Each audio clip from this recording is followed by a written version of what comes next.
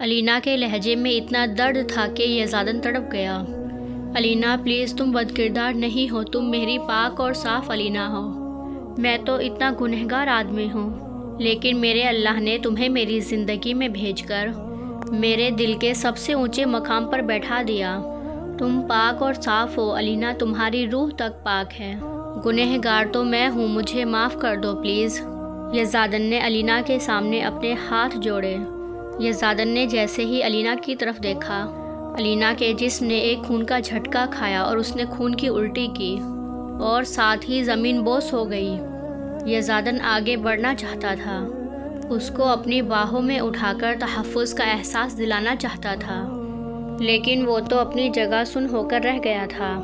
उसे लगा कि उसने अपनी लिटिल फेरी को हमेशा के लिए खो दिया है।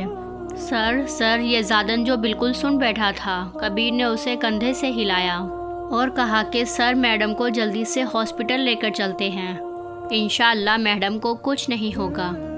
यज़ादन ने खाली खाली नज़रों से उसे देखा और जब कबीर की बात समझ आई तो कहा कि हाँ, इंशाअल्लाह मेरी लिटिल फेरी को कुछ नहीं होगा, और जल्दी से अलीना को अपनी बाहों में उठाकर हॉस्पिटल की तरफ भागा। यज़ादन जब हॉस्पिटल पहुंचा तो उसने चीख कर कहा, डॉक्टर कहाँ पर हैं, प्लीज़ डॉक्टर। जब सामने से एक लेडी डॉक्टर आती हुई दिखी तो यज़ादन ने कहा कि डॉक्टर प्लीज़ देखें मेरी वाइफ को क्या हो गया है। लेडी डॉक्टर ने जल्दी से उसके लिए स्ट्रेचर मंगवाई और यज़ादन से कहा कि आप इनको यहाँ पर लिटा दें। यज़ादन ने अलीना को जल्दी से स्ट्रेचर पर लिटाया तो डॉक्टर अलीना को वार्ड की तरफ लेकर चले गए। पिछले आधे घंटे से यज़ादन अलीना के वार्ड के बाहर इधर उधर घूम रहा था। कबीर उसे कह कहकर थक गया था कि सर आप प्लीज़ बैठें, अलीना मैडम को कुछ नहीं होगा, डॉक्टर को अपनी ट्रीटमेंट करने दें। लेकिन यज़ादन ने बस इतना ही कहा था कि जब तक डॉक्टर बाहर नहीं आएंगे वो नहीं बैठेगा। मज़ीद 1 घंटा गुजरने के बाद डॉक्टर्स रूम से बाहर आए और यज़ादन से कहा कि देखिए उनकी हालत काफ़ी टिपिकल है। एक ही दिन में 2 नर्वस ब्रेकडाउन हो जाना कोई छोटी बात नहीं है। ऊपर से उनका मिसकैरेज भी हो गया है, जिसकी वजह से वो काफ़ी नाजुक हालत में पहुंच गई हैं और वो मेंटली बहुत डिप्रेशन भी हैं, जिसकी वजह से उनके लिए अगले 42 घंटे बहुत ज़्यादा ज़रूरी हैं। आप दुआ करें कि वो होश में आ जाएं, वरना हम कुछ नहीं कह सकते। यज़ादन ने जब डॉक्टर की बात सुनी तो वो अपने आपे से बाहर हुआ और डॉक्टर का गिरेबान पकड़ा और कहा कि कैसे डॉक्टर हैं आप मेरी लिटिल फेरी की ज़िंदगी नहीं बचा सकते। यज़ादन गुस्से से चीखा और डॉक्टर्स तो अपनी जगह शर्मिंदा होकर रह गए थे। कबीर जल्दी से आगे बढ़ा और यज़ादन के हाथ से डॉक्टर का गिरेबान छुड़ाया और कहा कि प्लीज़ सर, ज़िंदगी और मौत तो अल्लाह के हाथ में होती है, इनके हाथों में तो कुछ भी नहीं है। कबीर ने डॉक्टर्स की तरफ इशारा किया, आप जाकर अल्लाह से दुआ करें, इंशाअल्लाह अलीना मैडम जल्दी ही ठीक हो जाएंगी और उनको होश भी आ जाएगा। हाँ, मैं अपनी लिटिल फेरी को अपने अल्लाह से मांगूंगा तो वो मुझे ज़रूर अता करेगा। यज़ादन हॉस्पिटल से बाहर निकला करीबी मस्जिद के लिए। यज़ादन जब मस्जिद के अंदर गया तब मस्जिद पूरी खाली थी। यज़ादन ने वज़ू किया और 2 रकात नफिल की नीयत बांधी। नीयत बांधते ही उसकी आंखों से आंसू रवाना हो गए और सजदे में गिरकर यज़ादन शिद्दत से रोने लगा। नमाज ख़त्म होने के बाद यज़ादन ने दुआ के लिए हाथ उठाए, या अल्लाह मुझे मेरी ज़िंदगी वापस लौटा दे। या अल्लाह, आपको तो पता है ना अलीना मेरे जीने की वजह है। मुझे नहीं पता मुझे क्या हो गया था कि मैंने उसको इतनी अजियतें दी। वो तो कितनी मासूम है ना। या अल्लाह, अगर मैं गुनहगार हूँ तो वो तो आपकी मासूम बंदी है। या अल्लाह, प्लीज़ उसकी ज़िंदगी बचा ले मेरे लिए, मैं आपसे फ़रियाद कर रहा हूँ। यज़ादन अपने दोनों हाथ उठाए शिद्दत से रोते हुए अल्लाह ताला से अलीना की ज़िंदगी के लिए दुआ मांग रहा था। यज़ादन की सिसकियाँ पूरी मस्जिद में गूंज रही थी। कल तक जिस लड़की को वो तड़पा रहा था, आज वो खुद उसके लिए तड़प रहा है। उसने इतनी शिद्दत से दुआ मांगी थी, आखिर अल्लाह उसकी दुआ कैसे ना कबूल करता।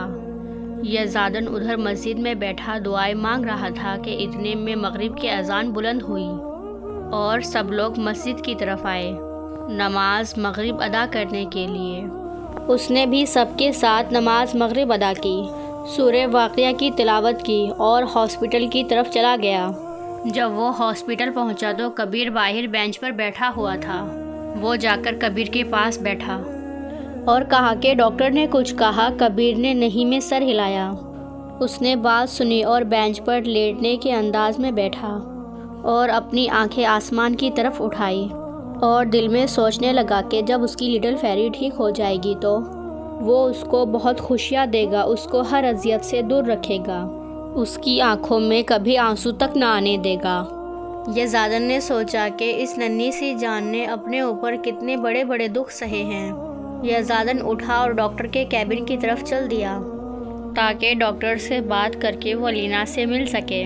یزدان نے ڈاکٹر کے آفس میں آ کر پوچھا کہ کیا میں اپنی وائف سے مل سکتا ہوں؟ ڈاکٹر کو دوپہر والا واقعہ یاد آیا کہ اس سرفرے انسان نے اسے گریبان سے پکڑا تھا، تو ڈاکٹر نے جلدی سے ہاں میں سر ہلایا۔ اس سے ابھی کوئی بعید نہیں تھی کہ وہ ابھی بھی ایسا کچھ کر بیٹھتا تھا۔ یزدان نے کوئی جواب نہ دیا اور وہاں سے چل کر الینا کے روم کے اندر آیا۔ اس کو مشینوں میں جکڑا ہوا دیکھ کر یزدان کا دل کیا وہ خود ہی شوٹ کر دے، کیونکہ آج وہ جس بھی حالت میں تھی وہ سب یزدان کی وجہ سے ہی تو ہوا تھا۔ یزدان اس کے قریب بیٹھا اور اس کا ہاتھ اپنے ہاتھ میں لے کر کہا کہ بس بھی کرو لٹل فیری، اب اور کتنی سزا دو گی؟ بے شک میں نے جو تمہارے ساتھ کیا اس کے لیے میں سزا کا حقدار ہوں، لیکن یہ جو تم اس طرح مجھ سے ناراض منہ موڑ کر لیٹی ہو نا، ہاسپٹل میں تم ایک بار ٹھیک ہو جاؤ، تم سے معافی مانگ لوں، اس کے بعد اس بات کی تمہیں سزا ملے گی۔ اٹھ جاؤ یار، بہت تھک گیا ہوں، سکون کی نیند لینا چاہتا ہوں۔ یزدان اس سے بالکل اس طرح بات کر رہا تھا جیسے وہ جاگی ہوئی ہو۔ یزدان اس کے اوپر جھکا اور اس کے ماتھے سے اپنا ماتھا لگایا۔ یزدان نے کچھ نہ کہا، بس اس کی آنکھوں سے آنسو بہتے الینا کے چہرے پر گر گئے۔ یزدان کو پتہ تھا کہ جب وہ اٹھ جائے گی تو اسے بالکل بھی اپنے پاس آنے نہیں دے گی اور نہ ہی وہ اسے اتنی آسانی سے معاف کر سکے گی۔ لیکن یزدان نے سوچا تھا کہ چاہے الینا اسے کتنا بھی دھتکارے وہ اسے ہر حال میں منا لے گا۔ یزدان دھیرے سے اس کے اوپر سے ہٹا اور الینا کے چہرے پر ایک ہاتھ رکھا اور اس کے گال پر اپنے ہونٹ رکھے نرمی سے، اور اٹھا اور روم سے باہر چلا گیا۔ یزدان کبیر کے پاس آیا اور کبیر سے کہا کہ کبیر تم تھوڑی دیر کے لیے گھر چلے جاؤ، ویسے بھی 4 دن بعد تمہارا نکاح ہے۔ کبیر نے ہاں میں سر ہلایا اور اٹھ کر باہر چلا گیا۔ باہر آ کر گاڑی میں بیٹھنے سے پہلے اس نے صنم کو کال کرنی چاہی تاکہ وہ اس کو نکاح کے لیے شاپنگ کروانے لے جا سکے۔ کبیر اس کو مسلسل کال کر رہا تھا، لیکن صنم تھی جس نے کال نہ اٹھانے کی قسم کھا رکھی تھی۔ عجیب ہے یہ لڑکی، پتہ نہیں کیا کرتی رہتی ہے ہر وقت۔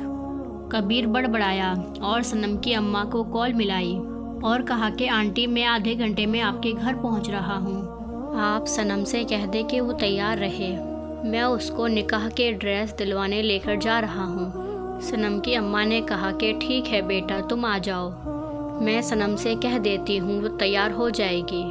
کبیر نے اوکے کہہ کر کال کٹ کر دی اور گاڑی میں بیٹھا اور گاڑی صنم کے گھر کی طرف موڑی۔ تقریباً 25 منٹ کے بعد کبیر گاڑی میں بیٹھا صنم کا انتظار کر رہا تھا۔